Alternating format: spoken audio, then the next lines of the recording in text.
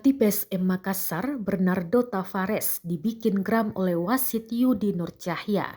Yudi Nur Cahya memimpin laga leg kedua Bali United kontra PSM Makassar di Stadion Gelora B.J. Habibie, Kota Parepare, Sabtu 10 Juni 2023. Bali United lolos ke babak kualifikasi Asia Champions atau ACL usai kalahkan PSM Makassar lewat adu penalti dengan skor 4-5. Di luar dari hasil pertandingan, Bernardo Tavares menyoroti keputusan wasit di atas lapangan. Saking geramnya dengan keputusan wasit, Bernardo Tavares membawa bukti gambar. Gambar tersebut memperlihatkan momen di mana pemain PSM Makassar dilanggar di kotak penalti. Gambar itu dipertontonkan saat pria 43 tahun itu memasuki ruang konferensi pers.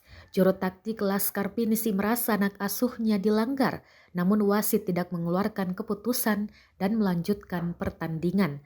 Tavares menghitung ada 3 momen di mana Flim CS dilanggar di dalam kotak penalti. Selain itu dia juga menyayangkan kelakuan tim lawan yang membuat permainan tidak berjalan. Pasalnya beberapa kali skuad asuhan Stefano Cogora terletak tak di atas lapangan.